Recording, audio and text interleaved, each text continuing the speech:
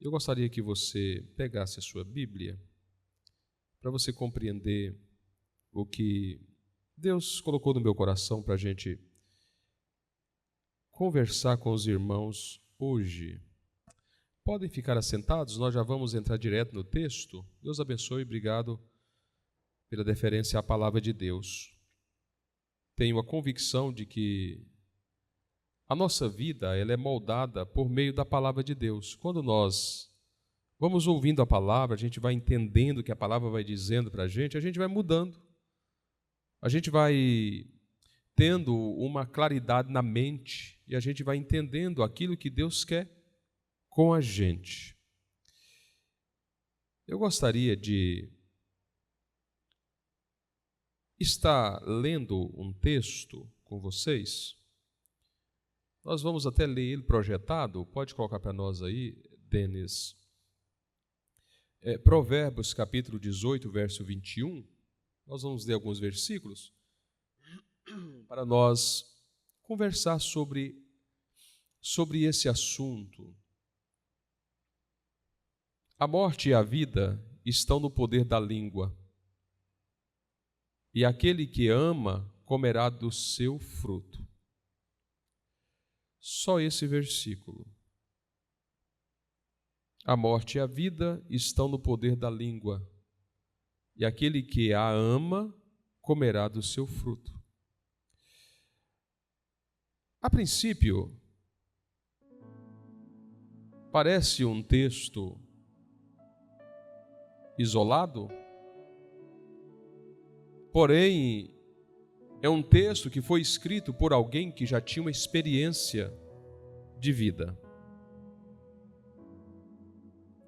Salomão, quando ele escreve Cântico dos Cânticos ou Cantares, Salomão estava no auge da sua juventude. Ele tinha todo o vigor, era um homem apaixonado. Ele traz algumas alegorias nesse livro. Porém, quando ele vai escrever Provérbios, ele já é um homem maduro, um homem que já foi experimentado. E ele começa a trazer alguns conselhos que norteia a nossa vida. Isso é conselho de um homem experiente, um homem que já viveu e que já tem experiências. É por isso que ele está dizendo: a morte e a vida estão no poder da língua, e aquele que a ama comerá do seu fruto. Eu preciso olhar para esse texto e olhar para a minha vida. E eu vou dizer para a minha vida como ser humano, na minha caminhada. O outro texto que nós precisamos de ler para a gente começar é Tiago 3, versículo 10 até o versículo de número 12, que diz assim: de uma mesma boca procede bênção e maldição. Meus irmãos, não convém que isto se faça assim. Porventura deita alguma fonte de um mesmo manancial água doce e água amargosa? Próximo. Meus irmãos, pode também a figueira produzir azeitonas, ou a videira figos? Assim tampouco pode uma fonte dar água salgada e doce. Aqui é o pastor Tiago que está falando, pastor da igreja em Jerusalém. Ele está trazendo algumas informações para os irmãos da igreja, para que eles pudessem entender o poder da palavra, o poder daquilo que o homem, que o ser humano pronuncia. Hebreus capítulo 12. Hebreus capítulo 12. Se você quiser, toma nota para depois você fazer pesquisa, você olhar. É interessante. É o chamado ruminar da palavra de Deus. Ruminar. Você ouviu, daqui a pouco você vai pensar nisso, você vai olhar para a palavra, você vai examinar, você vai se aprofundar. Olha o que o escritor aos Hebreus está dizendo. Portanto, nós também, pois que estamos rodeados de uma tão grande nuvem de testemunhas. Só até essa parte. Nós estamos rodeados de uma tão grande nuvem de testemunhas. Significa dizer que desde o momento em que a gente nasce, nós estamos sendo vigiados. Tem alguém olhando para nós. Tem alguém anotando os nossos passos. Tem alguém anotando as minhas palavras. Tem alguém escrevendo tudo aquilo. Não está se perdendo nada. Tem um texto em Mateus que eu esqueci ele aqui agora, mas que o escritor diz que por suas palavras serás justificado e por suas palavras serás condenado. Se o Denis encontrar, coloca para nós. Eu preciso compreender que a palavra que eu verbalizo, ela tem um poder. E nisso, eu preciso construir algo dentro do meu coração. E fica aí uma frase para você pensar sobre ela.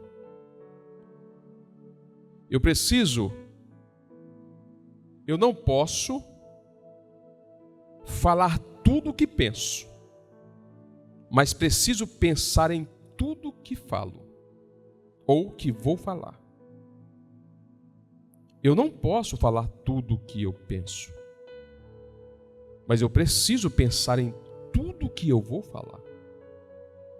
O impacto da minha fala, o impacto da minha voz, o impacto da palavra que verbalizo, ela pode ter um efeito positivo ou negativo na vida de quem me ouve. É por isso que Salomão disse, lá no capítulo 18, verso 21, ele fala sobre isso. E é muito claro. Eu preciso pensar. Eu preciso pensar. Olha o texto aí, Mateus 12. Está na minha cabeça que era 14. Mateus 12, olha o texto. Mas eu vos digo que de toda palavra ociosa que os homens disserem, hão de dar conta no dia do juízo. Quem está dizendo isso é Jesus. Então, é muito sério essas coisas, só que às vezes nós não estamos dando a devida atenção para aquilo que estou fazendo ou falando. A palavra que eu vou dizer, ela tem um peso. E vou dizer uma coisa, preste atenção nisso aqui. Quando eu libero palavras de bênção para a vida de alguém, os anjos do Senhor recolhem essa palavra para validá-la em algum momento. Porém, se eu verbalizo palavras ociosas ou palavras de dificuldade para alguém, palavras que agridem alguém, os espíritos malignos recolhem essa palavra para também validá-la. Eu vou dar 2 exemplos na Bíblia para você entender o que eu estou dizendo. E às vezes eu estou colhendo frutos, ou fruto, hoje, de ações ou palavras que eu disse há um tempo atrás. E elas estão sendo validadas na minha vida hoje. Preste atenção. Coloca para nós aí, Denis, Gênesis 29, versículo 18. É só o texto, depois você lê o contexto. E Jacó amava Raquel e disse: 7 anos te servirei por Raquel, tua filha menor. Deixa eu só fazer um resumo do que ocorre. Jacó saiu fugitivo da sua terra, chega na terra do irmão da sua mãe, e ele encontra no poço onde se tirava água Raquel, que era filha de Labão. E logo quando ele a vê, o coração dele se apega a ela, ele passa a amá-la. Jacó se faz conhecido de Labão, agora seu tio, e agora Jacó, ele resolve pedir a mão de Raquel em casamento. Aí Labão disse: o dote é 7 anos que você vai trabalhar para casar com a minha filha. Jacó trabalha 7 anos. Ao findar dos 7 anos, Labão faz a cerimônia de casamento, nos costumes da época, e coloca Jacó e agora sua esposa na tenda. Jacó passa a noite com a sua esposa. Na cabeça de Jacó era Raquel. Só que quando o dia amanhece, que Jacó abre os olhos, que olha para quem está do seu lado, não é Raquel, é Leia. É a irmã mais velha de Raquel. Os costumes da época, não se casava a filha mais nova antes de casar a mais velha. Jacó fica triste e vai falar com o seu sogro agora. Aí o seu sogro diz: não, mas a filha também está disponível para você. Trabalha mais 7 anos. Resumindo, Jacó trabalhou 14 anos para ter o amor da sua vida. A mulher que ele amava. 14 anos ele trabalhou por ela. O tempo passa.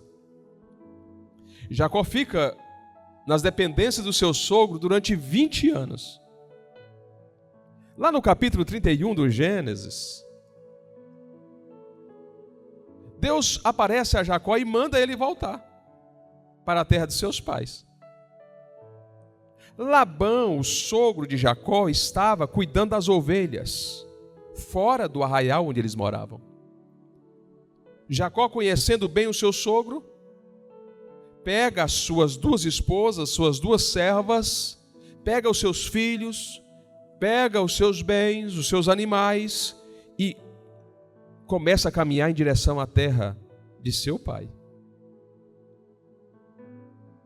Quando Labão fica sabendo, depois de 3 dias, que Jacó tinha saído, voltando para a terra de seus pais, Labão fica triste. Porém, quando Labão chega na casa dele, Labão olhou para os seus ídolos e percebeu que faltava ídolos. Então Labão reúne os seus homens e sai no encalço de Jacó. No capítulo de número 31, versículo 32. 31, 32.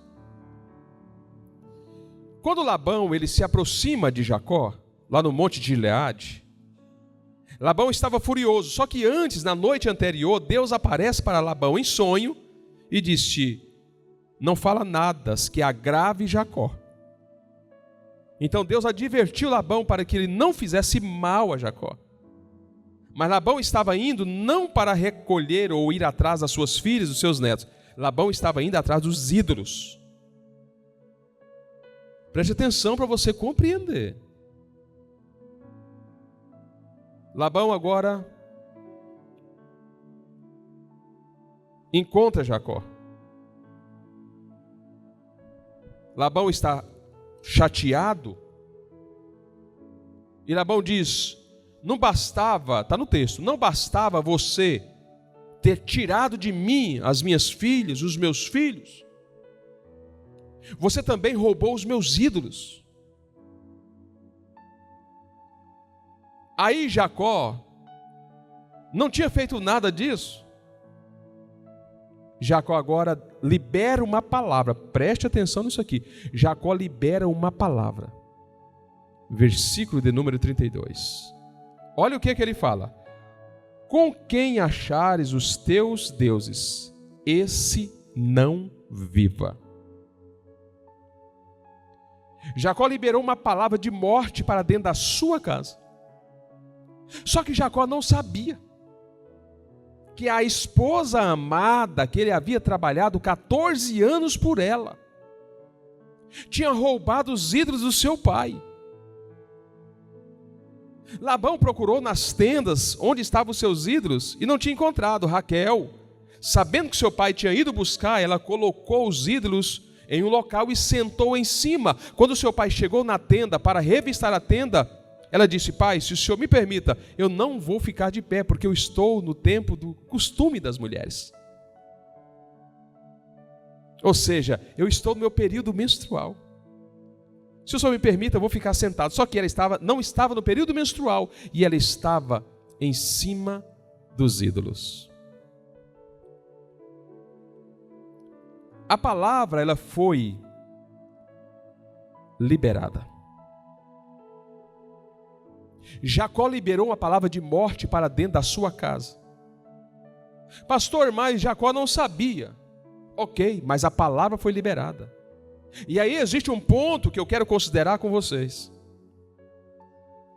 Como Jacó liberou a palavra de morte, essa palavra só seria efetivada se houvesse um ponto de acesso ou uma ação ilegal para que o inimigo viesse ativar aquilo que foi dito pelo homem da casa, o patriarca da casa.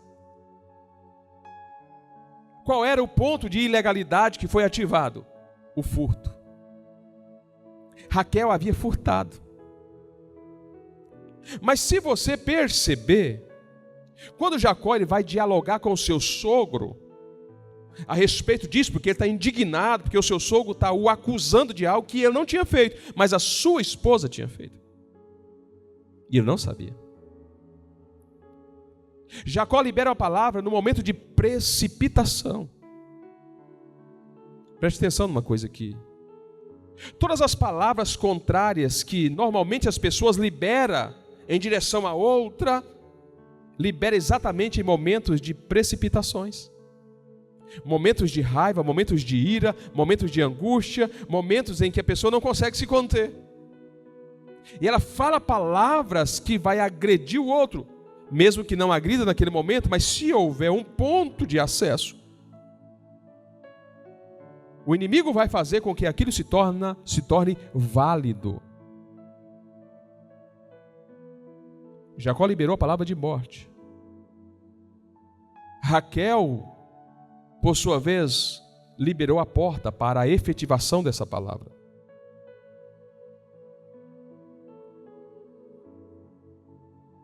Deixa eu encontrar o texto aqui.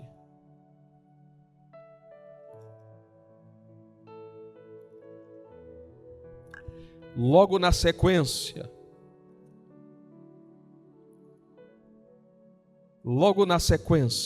capítulo 35, Denis, versículo 16. E partiram de Betel, e havia ainda um pequeno espaço de terra para chegar a Efrata, e deu à luz Raquel, e ela teve trabalho em seu parto. E aconteceu que, tendo ela trabalho em seu parto, lhe disse a parteira: não temas, porque também este filho terás. E aconteceu que, saindo-se-lhe a alma, porque morreu, ela chamou o seu nome de Benoni, mas o seu pai o chamou de Benjamim. Perceba que logo na sequência, a mulher que ele amava morreu. Foi efetivada uma palavra, foi liberada uma palavra de morte sobre a casa. Ele não sabia quem seria atingido, mas alguém abriu um ponto de ilegalidade e a morte chegou na casa. Passou-se um tempo para que isso acontecesse. Irmãos, preste atenção no que você anda dizendo. Quando você libera uma palavra dentro da sua casa, uma palavra no seu trabalho, uma palavra contrária para a vida de alguém, isso vai ser efetivado em algum momento, principalmente dentro da sua casa, onde você está com a cobertura, onde você tem autoridade no mundo espiritual. Palavras não são perdidas, palavras são recolhidas, assim como a sua e a minha oração, que nós fazemos a Deus, ela é recolhida e colocada em depósito. As palavras contrárias também são recolhidas e colocadas em depósito para ser efetivada em algum momento da caminhada. Cuidado com aquilo que você fala. Esposas que falam palavras que agridem o marido que fala palavras que agride a esposa, mãe que fala palavras que agride o filho. Isso vai dar problema no futuro próximo. Toda palavra que você diz, ela tem um efeito. Vamos lá, vou dar um outro exemplo para você. Gênesis 44, versículo 9. Esse episódio aqui vocês também conhecem. José já era governador do Egito. José agora está testando os seus irmãos. E aqui o mais velho deles, apertado, por quê? Porque José fez algo com eles. José pegou uma taça de ouro, colocou dentro do saco do irmão mais jovem. E mandou eles embora. Logo na sequência, José manda os soldados ir buscá-los. Por quê? Porque alegando que eles haviam roubado, mas na verdade a intenção de José era fazer conhecido agora aos seus irmãos. Só que a precipitação da palavra os atrapalha novamente. Olha aqui que o mais velho disse: aquele com quem de teus servos for achado, morra. E ainda nós seremos escravos do meu Senhor. Olha a palavra que ele libera. Ali ele estava representando Jacó, o pai. Se você for ler o contexto da história, você vai ver que eles fazem um acordo com Jacó para levar o filho mais novo. Ele representava o pai, o sacerdote, aquele que ministrava a bênção sobre a família. Mas ele libera essa palavra. O filho não morreu, mas eles, logo na sequência, se tornam escravo do Egito. 430 anos, Jacó e a sua descendência foram escravos do Egito. Olhe para cá. Precisamos ter cuidado naquilo que a gente fala. Jacó não viveu esse tempo de escravidão. José não viveu esse tempo de escravidão. Os irmãos de José não viveram o tempo de escravidão, mas os filhos viveram o tempo de escravidão. Aquilo que você fala, às vezes não vai afetar você, mas vai afetar o seu filho, afetar a sua filha, afetar a sua descendência. Tem que ter cuidado com aquilo que está falando. Repito, nós não podemos falar tudo o que a gente pensa, mas precisamos pensar em tudo que vamos falar. A Bíblia nos orienta a ser cuidadosos com a palavra. Eu já vi esposas, quando se ira com o marido, diz: arruma outra, caça outra para você. Olha essa palavra que é lançada. O marido diz: arruma outro. Em um momento de fraqueza dessa pessoa, vai aparecer alguém, porque o inimigo da nossa alma não dorme. Os espíritos malignos estão aí olhando para ver onde é que ele vai atacar você e a sua casa. É melhor ficar calado do que falar. A minha fala pode prejudicar a minha família, pode prejudicar a minha casa. E aí, às vezes, a sua família está sofrendo. Às vezes, você está sofrendo hoje por palavras que foram lançadas no passado. Às vezes você é filho, você é filha, e hoje está sofrendo alguma coisa porque houve uma palavra liberada no passado. Em algum momento foi aberto um ponto de ilegalidade e a ação do mal chegou até a sua casa. Precisa ter cuidado com aquilo que se fala. A Bíblia nos orienta a ter cuidado. Talvez é melhor ser demorado na resposta. Talvez é melhor ser demorado no comentário. Talvez é melhor esperar um pouco. A vontade de falar, a vontade de me justificar, a vontade... Espera. Eu busco todos os dias na minha vida. Todos os dias eu busco na minha vida dominar a minha língua, para eu não agredir,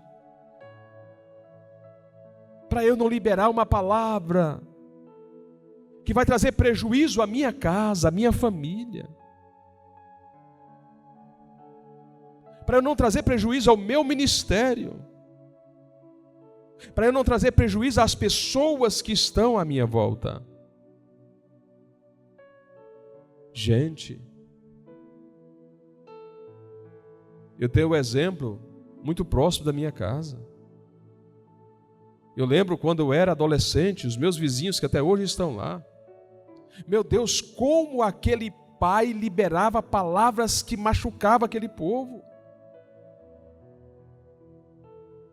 Uma das palavras que ele dizia é que vocês nunca vão prestar. Vocês nunca vão, vocês nunca vão, vocês nunca vão. E de fato, até hoje, nunca foram. Está lá do lado da minha residência.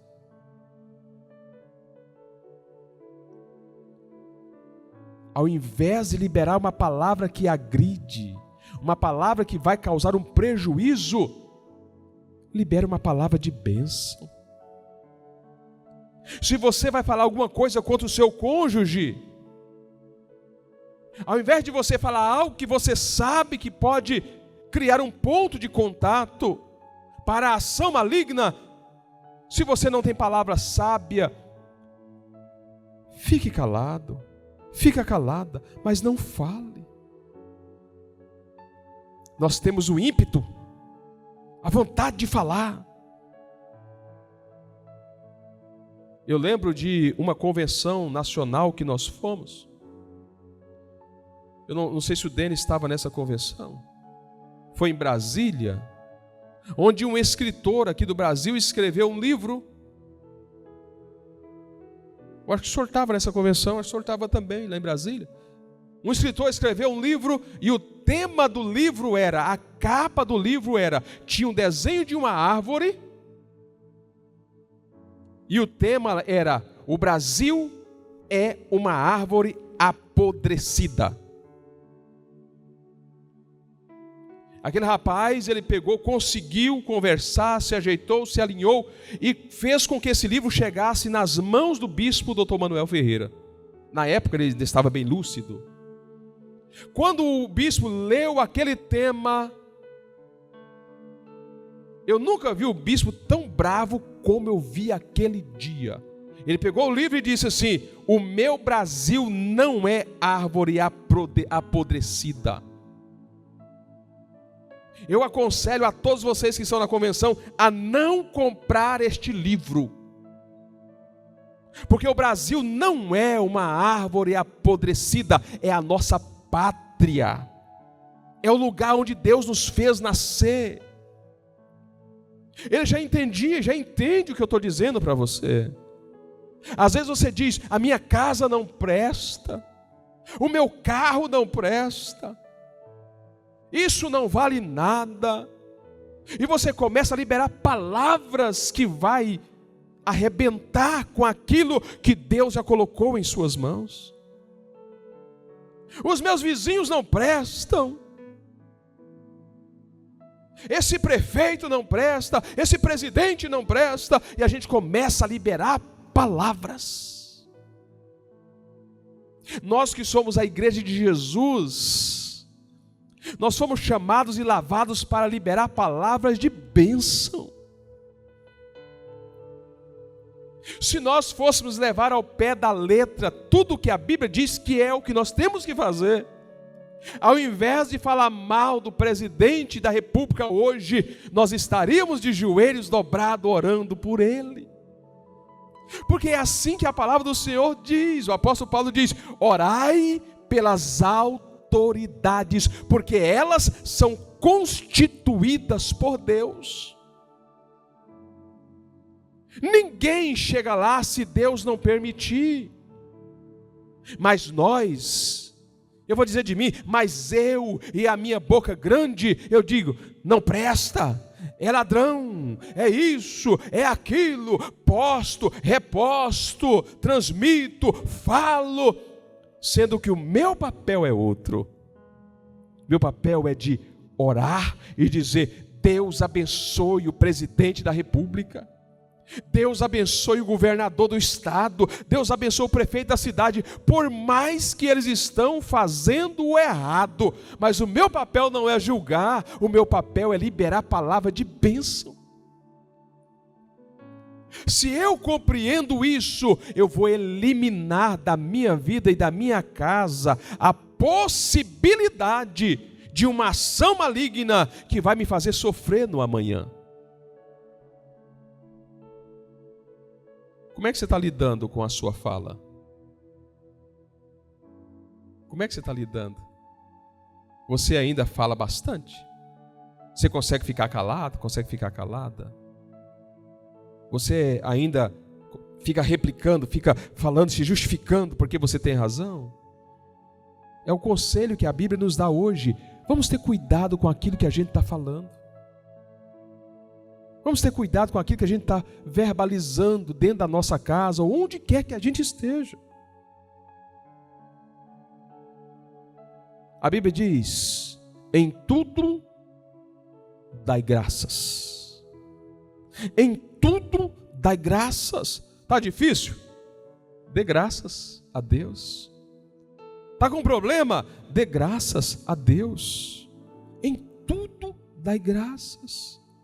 E você vai ver que a sua vida vai mudar, a nossa vida vai mudar. O apóstolo Paulo diz que a nossa alegria, a nossa satisfação precisa estar naquilo que temos. Como assim, pastor? Eu preciso ser feliz com aquilo que eu já tenho. Tem gente que tem, mas está de olho no do outro. Tem gente que tem, mas está de olho no do outro. Não se contenta com aquilo que tem. Irmão, quando nós aprendemos a nos contentar com aquilo que nós temos, Deus vai nos mudar de nível. Eu dar um exemplo. Eu tenho um celularzinho desse Xiaomizinho, né, daqueles bem... Mas eu estou feliz com o meu celular, é o que eu tenho. Não, eu tenho um celularzinho aqui, mas eu vejo o irmão Wagner chegar com o iPhone dele, o iPhone 17 Pro. Poxa, o irmão Wagner 17 Pro, estou aqui com esse Redmizinho aqui que não cabe 2 fotos. Meu Deus do céu, não. Se eu alegrar com aquilo que Deus já me deu, Deus vai me fazer ter o próximo, ter mais. O problema é que eu estou com o meu Redmizinho aqui e estou insatisfeito com ele porque eu estou de olho naquilo que o outro tem. Seja feliz com o que você tem. Seja feliz com a sua casa. Seja feliz com o seu carro. Seja feliz com a sua bicicleta. Seja feliz com o seu quintal. Seja feliz com as suas roupas. Seja feliz com o seu sapato. Seja feliz com aquilo que Deus te deu. Se você entender que a gratidão, ela é a base que me eleva a ter outras coisas, eu vou exercer a gratidão. A gratidão vai ser algo que vai estar no meu coração todos os dias. Seja feliz com aquilo que você tem.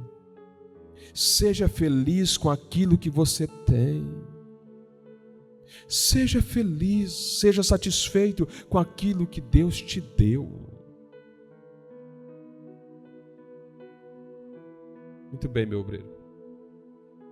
Vou ler o texto. Sei estar abatido e sei também ter abundância. Em toda a maneira e em todas as coisas estou instruído, tanto a ter fartura como a ter fome, tanto a ter abundância como a padecer necessidade. Saber a lidar com as situações da vida e não maldizer, não liberar palavras que vai te comprometer no futuro. Deus abençoe sua vida. Deus abençoe sua casa. Você vai chegar na sua casa hoje, por mais que você está querendo reformar aquela casa, querendo ampliar aquela casa, você vai dizer: Jesus, obrigado por esta casa linda que o Senhor me deu. Sabe por que você tem que agradecer a Deus? Porque tem gente que nem teto tem. Sabe por que você precisa glorificar a Deus pela roupa que você está vestido? É porque tem pessoas que não têm roupa para trocar. Está com a mesma roupa já há uma semana, um mês, 2 meses. Nem toma banho, tem água para tomar banho. Não tem um sabonete para lavar o corpo. Você vai entrar no seu carro hoje e vai dizer: Jesus, obrigado pelo meu carrinho. Obrigado, Senhor. Eu não estou andando de pé. Você vai pegar o seu sapatinho, vai calçar os seus sapatos e dizer: Jesus, obrigado pelos sapatos que o Senhor me deu. Porque tem gente que não tem um sapato. E eu tenho um sapato para calçar que protege os meus pés. Aí você vai chegar lá, você que é casada, você que é casado, vai dizer para o seu marido, para a sua esposa: Jesus, obrigado por esse marido, obrigado por essa esposa que o Senhor me deu.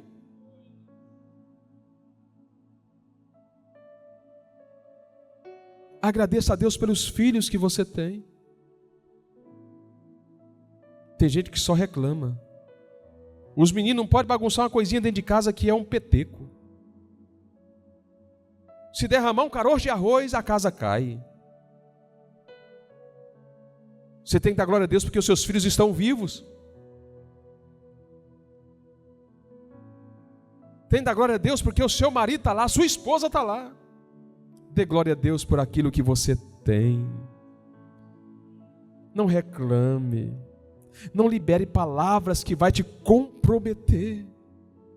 E você vai ver que a sua vida vai mudar. Então você está indo para casa hoje, sabendo, nós participamos da escola domingo e nós participamos do culto de terça. Nós precisamos ter responsabilidade com a palavra que a gente libera. Coloca novamente o texto de Mateus 12, Denis. Nós vamos finalizar com ele. Nós vamos ver e vamos para casa pensando nisso. Eu preciso organizar as minhas palavras, preciso ter cuidado. Mas eu vos digo que de toda palavra ociosa que os homens disserem, hão de dar conta no dia do juízo. Qual é o versículo próximo? Porque por tuas palavras serás justificado, e por tuas palavras serás condenado. Preste atenção. Gente do céu.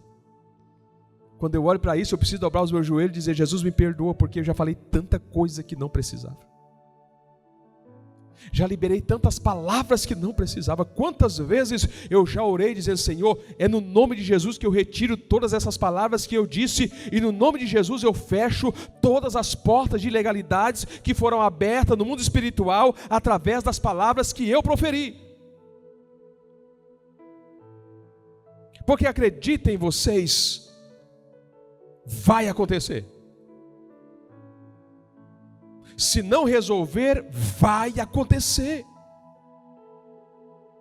Então hoje você vai chegar na sua casa, dobrar o seu joelho e dizer: Jesus, é no nome do Senhor que eu retiro agora todas as palavras negativas que eu lancei contra fulano, beltrano, minha casa. Eu quero retirar todas agora, e eu quero, no nome de Jesus, fechar todas as portas que eu abri através das palavras que eu disse no mundo espiritual. Eu estou fechando todas elas hoje, porque eu não quero que a minha família, eu não quero que o meu parente, eu não quero que o meu amigo, eu não quero que ninguém padeça pelas palavras que eu disse.